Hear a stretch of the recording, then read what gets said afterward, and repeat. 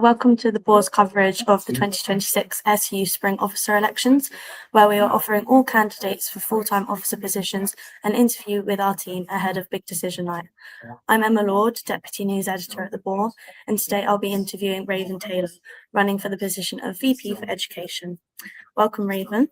So the first question we have for you is, why did you decide to run for the position? So this is a role where I have quite a lot of background in. I've been involved in educational spaces for many years now. Going all the way back to like large online spaces that have helped students out from various stages of the kind of academic ladder. So when I came to Warwick, I then kind of built on that to start using my voice to share opinions on things related to the course, and then kind of working my way up to things that are more uni-wide issues, and from there, that's how I've ended up landing at VP for Education, because it's basically the next step up from where I've been this year, which has been one of the SAM faculty reps sitting on academic forum. Okay, great, thank you so much. And what would your key priorities be if you were elected for VP of Education? So I've put them down. I've put three broad ones down on my manifesto. One of them is to try and fix the broken feedback loop. This is something that I think is possibly one of the biggest issues, and something where I've gotten quite unique insight into the scale of the problem, having been on academic forum this year. One of the huge problems with academic representation and making sure that students are heard where it comes to academic issues is people need to know who their representatives actually are, what the various academic representative roles actually do. And from that, then they can actually start being heard on a broader scale. As an example, I spoke to quite a few SSLC chairs in the last couple of weeks, and asked them if they knew what a faculty rep was and what the role does. A lot of them were not able to answer and didn't know that faculty reps were the next point of kind of escalation, rather than having an issue kind of get trapped within an SSLC if a department has been uncooperative on an issue. So that's the first big one. The second one that I put on my manifesto was around improving accessibility. And this is a relatively broad net, and I did end up putting some kind of specific subpoints under this. One of them was around first years and supported students where it comes to issues on campus accommodation. There was quite a large failure on the part of the university where it comes to making sure that supported students had the information around how to apply for on-campus accommodation, get the adjustments that they needed. It was not well communicated at all. And alongside that, the first year issue of quite a lot of them ending up having to live off campus and in the city centre in the first year. I sat in a meeting with the accommodation team recently to discuss a lot of these things, and it's disheartening to see, but also the conversation was very productive. So I want to try and see reasonably what can be done. Sometimes there are limitations where it comes to capacity, with the university having an increased intake in undergrads. So it comes down to practical mitigations if the overall kind of ideal is not achieved. So, for example, first years that do end up being pushed off campus, whilst that should be kept to a minimal, if that does happen, then, for example, subsidising travel is a sensible mitigation that should be pushed for, and something that I would do and have done already.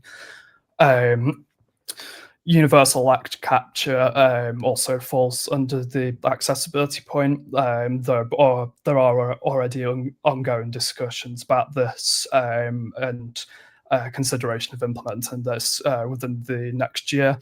I do believe that this would be broadly a positive policy to implement, and I think it will bring consistency across the university.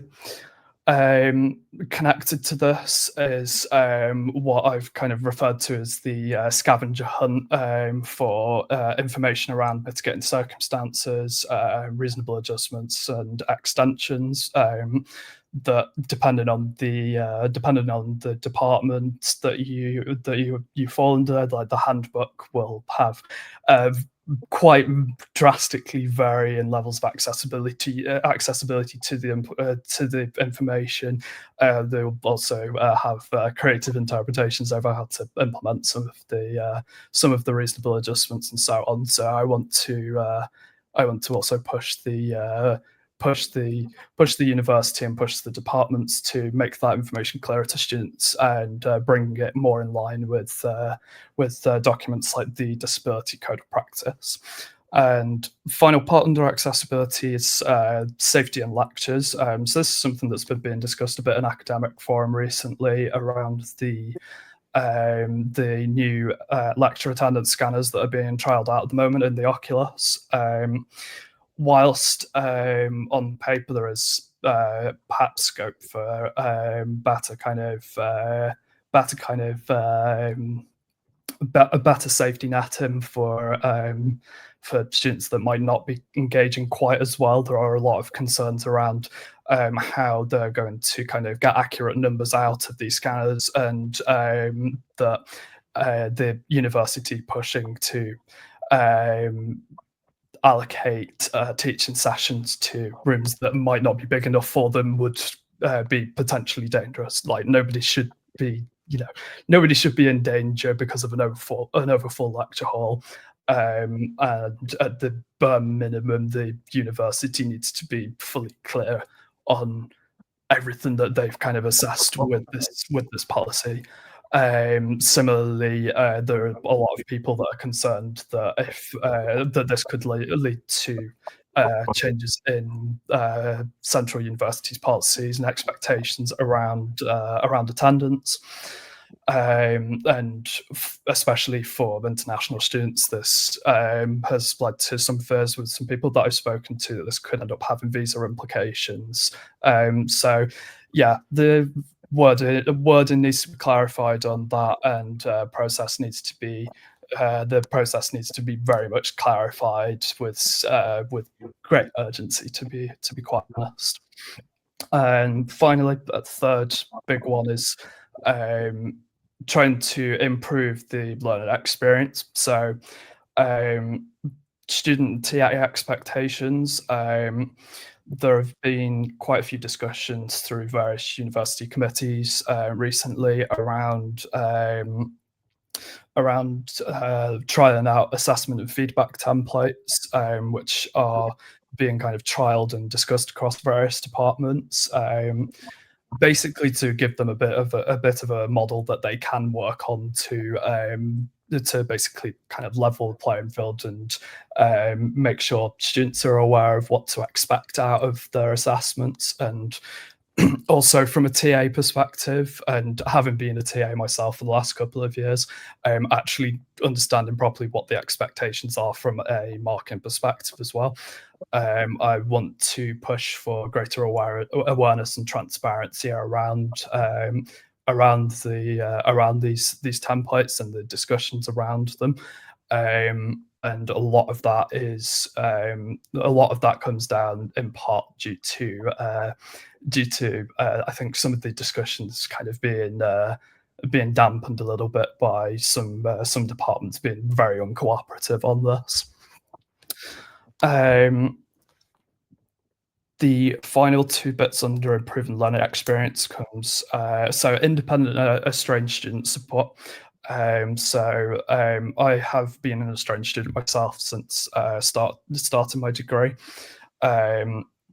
The departmental support for independent and estranged students is lacking in many departments across the university, and also very inconsistent where there is support in place. As a brief example of this, personal tutors should be able to provide at least secondary evidence for that people can provide to Student Finance England for proving independent and estranged status, which they don't currently. Then you just end up being sent round in a loop between in your department and all sorts of other places within the university. People shouldn't have to go through that, and especially not in a scenario where your background means that you're more inherently at risk. If, for example, you're going to end up financially dependent on student finance, or you need extra support for housing, and that should not have an impact on people's degrees. Resets and temporary withdrawal is the very final bit under this. So effectively, people that end up on reset without a residence or end up on temporary withdrawal, those are the ones who need the most support from the university. They currently effectively get abandoned. So, for example, wellbeing services will effectively tell people that because they don't get funding from the university for students that are on a year out for either reason, that they basically can't offer that support. And in terms of kind of long-term, like reintegrating, if somebody were to rejoin the degree, there is a lower chance without that support in place anyway. There is a greater cost to that. So I want to push for greater support around that. I have returned from a temporary withdrawal myself. I came back at the start of term 2, having taken a year out. And a lot of what I've experienced so far this term has been extremely predictable in a sense, and I knew the limitations of this. But similarly, not everybody has the ability to, to make the decisions that work best for them. And one of the options around that might involve something like a resit with residents, which has been under discussion at some of the committees recently, and would potentially allow people to still be kind of engaged with the wider Warwick community and still gain access to teaching resources, and not have that abandonment. That's Great. That sounds great. Thank you so much. So our third question is, what changes do you think are necessary in terms of assessments and exams at Warwick, and how would you work to achieve this? So I will start off by saying one of the positive things that I think has already come out of this year that has been under discussion for many years now is around exam timetables. I am glad that we're finally seeing the earlier release of exam timetables. I would like to understand from the kind of wider student body once we get through this year, what the thoughts are with the how early the release compared to previously. But I think that is a positive change. In terms of other changes, the biggest issue that myself and many others have experienced is the expectations issue that I have mentioned already. obviously, it's quite difficult to necessarily pigeonhole in particular kind of particular frameworks and so on across like the vast varying delivery models from various departments, various courses. And there is a reason that the assessment and feedback templates that have been under discussion and being trialed are purely templates to try and not take that kind of autonomy and flexibility away from departments.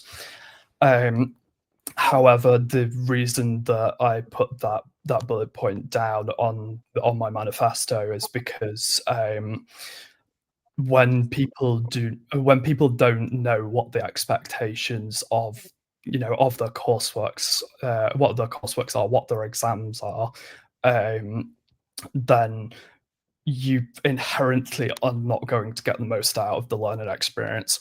I think that the templates will be a good start on that, and as said already, I would want to push the university and push the departments to adopt those where possible. But also, I think from a transparency point of view, I think there is also improvements that need to be made there. For example, there are various departments where they hide the kind of module distributions, average marks within the modules that, like, admittedly, people can, if they figure out how to and have the time, can go and get through like a freedom of information request. But there is a lack of transparency there, and there are some departments that, for example, will have the fear that the students will quote unquote game the system by picking modules that have like a slightly different average, which I think, to be quite honest, is kind of ridiculous, and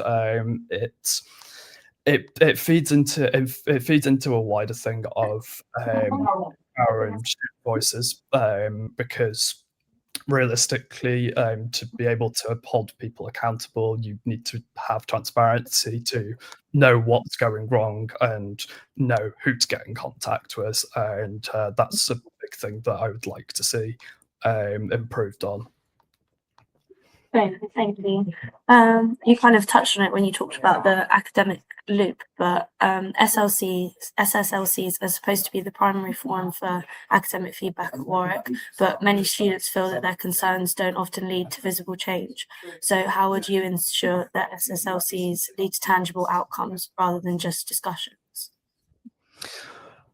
So one of the things that I've picked up on, I've been a computer science SSLC rep for the last 2 years.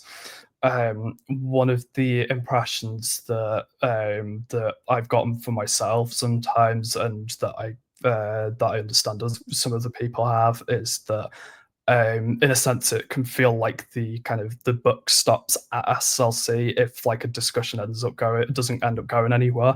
I've also gotten that impression from various other people that I've spoken to in the last year in the capacity as faculty rep. So I think that it's quite a multifaceted issue in a sense, because there's the more kind of surface level issues where, like, for example, there needs to be, and it's currently ongoing, a reform of the SSLC rep training that the SU provides. Because, well, SSLC reps and also faculty reps are just not set well up for entering the role in the first place. And I think this ends up hampering some of the initial discussions. As an example, when you get people joining the SSLC as a new representative, an issue that will come up quite a lot is somebody will have brought something about a particular module to the SSLC, where the response from the CS department inevitably ends up being, "Have you spoken to the module organizer about this first?" If the answer ends up being no, then the conversation doesn't go anywhere, and then it gets delayed by like another half a term if it does need to come back through SSLC. So I think that's one of the points. The other part is the thing that I mentioned before with people need to actually know what the purpose of the roles are, what the kind of structure is, better to know that, like, if something gets raised at an SSLC and it doesn't go anywhere, what the points of escalation are. And also, like, if there's and like, this doesn't always necessarily have to be something of just like departments are being uncooperative.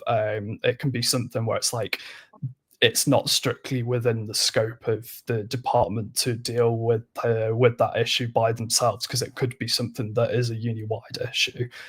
For example, you do hear this a lot around timetabling, both for teaching sessions and for exams.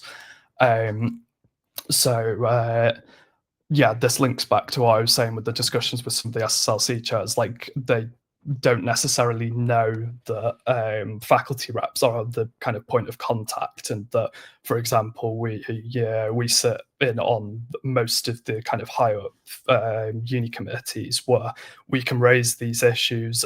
We have raised a lot of these issues and spoken, at great length about them, and have actually made movement on them. But we can only do that if we're able to get that information out of people. And we're in enough of a broken state on this that, for example, the SU doesn't even know who all of its SSLC reps are, and doesn't know who all of its SSLC chairs are. So, say as a faculty rep, this makes it quite difficult to then go and reach out to each of those SSLCs to coordinate those conversations better, to close that feedback loop. And without that, then, like, it's very understandable to see why people acting as academic representatives, or considering it, or people trying to engage with them to raise issues, why they feel disenfranchised, and why they feel like their issues go nowhere. Because sometimes they won't, but a lot of the time they can, if the appropriate support systems is there in place for them. And that is slipping more and more backwards each year, as of late. Yeah, that's great. Thank you. Final question. Humanities and arts courses across the country are being defunded more than ever, and Warwick is not immune, having seen staff cuts in the past year. So how would you work to safeguard humanities subjects at Warwick? So this is something where, again, feeds into the broader points around the academic representation, knowing who they are. From my perspective, obviously, I don't have quite as direct a connection to all of the different faculties and departments across the university, and there is inherently going to end up being somewhat of a bias in my experience towards the degree that I do. However, this is something where, again, the committees that faculty reps have been on this year, that I've been on, these are issues that can be and do get raised to those committees. And I think something that I will emphasize to people when I'm speaking to them is, like, what I've put on my manifesto is not like the be all and end all of everything that that I will have conversations about. And I think the most important thing is going to be providing that kind of open platform for people to come speak about these issues. Yeah, I know quite a few people that I'm friends with that are on humanities and arts courses, that we have spoken very loosely about this. And there is always the unfortunate kind of STEM superiority attitude that I think doesn't always kind of get factored into some of the decision making by the university. And I think everybody should have the ability to you know either well, I say either both to be able to advocate for themselves and also have points of contact that can advocate on their behalf to protect the courses for for the subjects that they're passionate about, because a lot of people come to this university and pick a particular degree because that's the subject that they love. And I don't think that that should be taken away from them. I don't think that I don't think more people should be pushed away from this university, or necessarily pigeonholed into a specific way of learning, or a specific area of academia or anything like that.